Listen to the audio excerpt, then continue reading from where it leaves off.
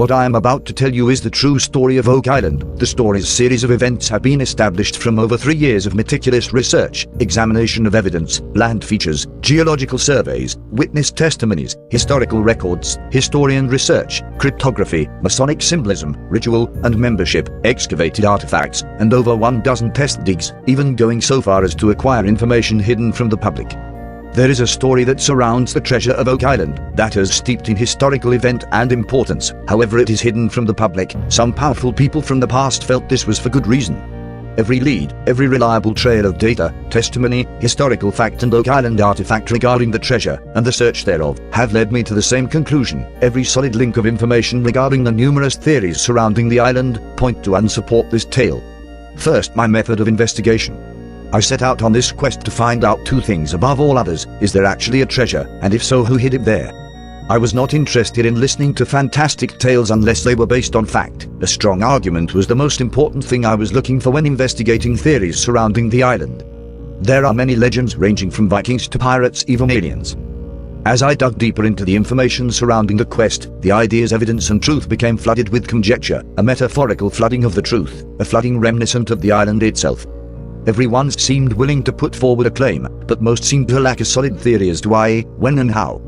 So I began to collect all the solid data regarding test digs, landmarks, features and artifacts etc., to try to see what was actually there on the island. When trying to establish who could get to an island in Nova Scotia pre-1700, I had to ignore historical paradigm in favor of hard facts from the island. One of the most interesting discoveries are the Templar coins found on the island during a metal detecting expedition. These coins were from England and dated from the 1600s. How intriguing indeed. When I began to delve into the logistical understanding of what evidence there is to be found on the island regarding man-made manipulation of the landscape and the work that would have had to have been put into making them, for example the man-made beach of Smith's Cove, the log-layered money pit of every 10 feet, with the stone tablet at 90. Oh, and let's not forget the fact that there are indeed tunnels leading from the island off into the coastline, laid down with coconut fibers over the tops of them to prevent them becoming blocked. This work would have required a coffered dam constructed around the south coast of the island, a coffered dam whose remains have already been found coded in Roman. This dig and the design of the entire trap took tremendous effort and planning to create. There was a group, however, that were able to take on such a tremendous task, or rather teach others how to do similar around 1700 and some time before, a very able group of stonemasons, who would later create a Masonic order. My initial discovery, one in which I have already discussed in my more recent videos, is the Masonic connection surrounding the treasure hunt. Although concealed from the surface, more than 90% of the treasure hunters involved in the search post-1795 have been Freemasons. Access to the search through the years has been deliberately restricted to anyone who was not a high-degree Mason, and all companies surrounding the dig, from the Onslow Company in the 1800s all the way up to present day with Triton and their famous Behold 10X, are owned, funded and ran by the Masonic Order. Some of these Masons, for numerous reasons, had leaked knowledge that was discovered and then concealed from the public regarding the hunt. For example, an explanation of a professional attempt at cracking the codes of the island, and the information found in a dead 33rd degree Mason's papers linking tortured Templars to the island. Many pieces of information have come to light in which I have already covered. The treasure has always been seen as something of vast importance to this secretive society. This is the real story of Oak Island. Robert the Bruce, the Normans, and the Sinclairs of Roslyn, all from within the English, Scottish and Irish realms, including some of their French relatives, were the first members and founders of the Knights Templar. Around 1070 Scotland would gain one of the largest navies in Europe, and their ancestral homes within the glens of Scotland became the Templar headquarters in hiding. Whether these places still are is unknown. In 1398, a century before Columbus, Henry Sinclair of Roslyn would lead an expedition to lands in eastern Canada and New England. These had also supposedly been visited by the Norse for centuries before. His navigator was Antonio Zeno, who kept detailed maps and records of the voyage, landing in Nova Scotia on the 2nd day of June 1398, on none other than Oak Island. Soon after Columbus's supposed official trip in 1441, the Sinclairs of Scotland ordered a fleet of stonemasons from across Europe. This was to carry out a mammoth and secret task of digging a huge vault into a rockside to hide a large treasure and to supposedly conceal an army, depending on the source, complete with booby traps to snare any eager looters. Sound familiar? This group of Masons were bestowed with a responsibility of trust. The Masonic Order was created off of the back of the vast fortunes of extremely important jewels and artifacts that the Knights of the Crusades gained from their rampages across the unknown worlds of the time. during their first decade of life, and because of the Sinclairs' vast Templar fortune, this group of stonemasons were able to form their own secret sect, known as the Freemasons. When James II became king, he decreed the Sinclair family to be the hereditary guardians of the Freemasons. But betrayal was in the air.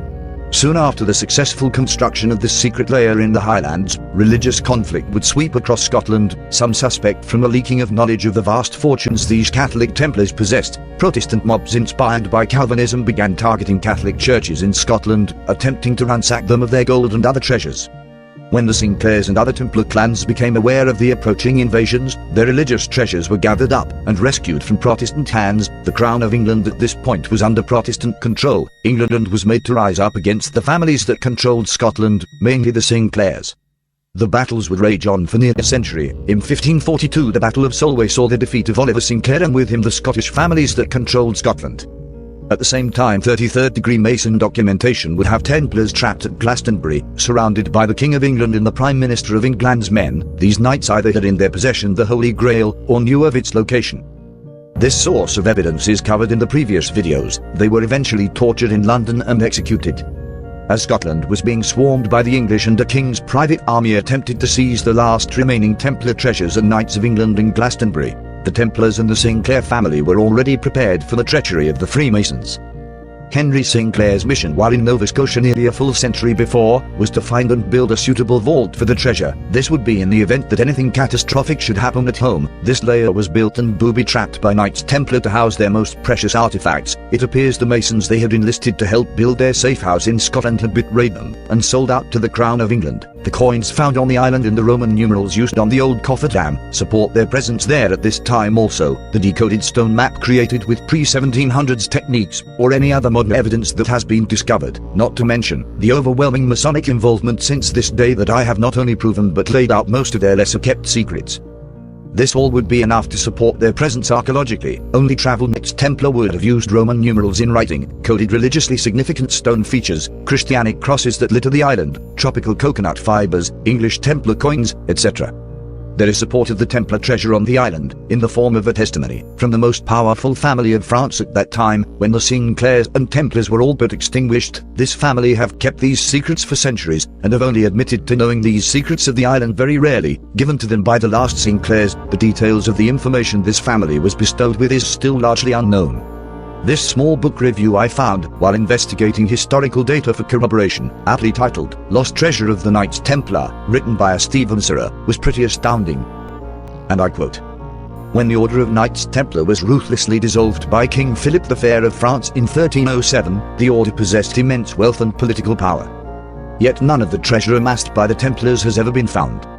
This lost treasure is rumored to have contained artifacts of spiritual significance that were retrieved by the order during the Crusades, including the genealogies of David and Jesus, as well as documents that trace these bloodlines into the royal bloodlines of Merovingian France, documents that were perceived by those in power in medieval Europe as a threat to the established order of church and state. But what connects this treasure to the Oak Island money pit, so called because of both the priceless treasure it may hide and the extraordinary sums of money spent in futile attempts to excavate it that has baffled treasure hunters for over 200 years? Using newfound historical evidence that places a Scottish presence in the New World 1 entire century before Columbus, Stephen Jura presents a fascinating and convincing scenario that is the Sinclair clan of Scotland transporting the wealth of the Templars, entrusted to them as the Masonic heirs of the order, to a remote island off the shores of present-day Nova Scotia. The mysterious money pit that is commonly believed to have been built before 1497 and has guarded its secret tenaciously despite 2 centuries of determined efforts to unearth it. All of these efforts, one even financed by American President Franklin Delano Roosevelt, have failed, thanks to an elaborate system of booby traps, false beaches, hidden drains, and other hazards of remarkable engineering ingenuity and technological complexity created by its builders. I have yet to read Jura's apparently accurate book, although after reading the review, I suspect, through painstaking historical and forensic research we have come to similar conclusions. However, we differ in the fact that I believe the Freemasons sold out in favor of Morpa. The Masons somehow found the island some 200 years later. The Knights Templar were hunted and tortured to extinction, but clearly none of them gave up the secrets of the island. This shows the magnitude of the importance of what's hidden there.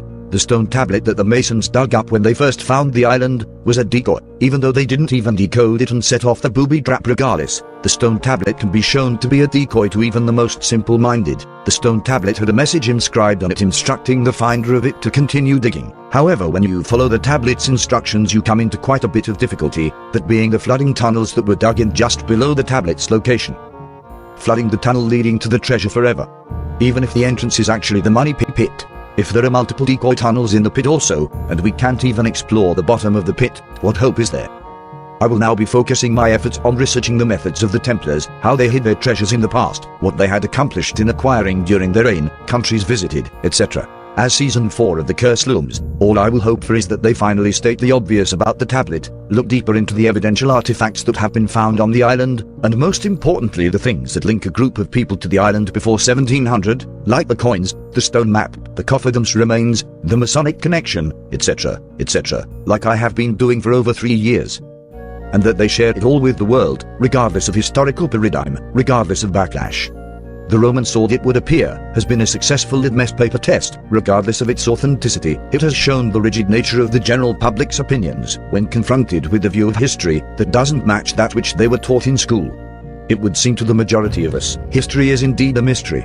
Stay tuned, and thanks for watching.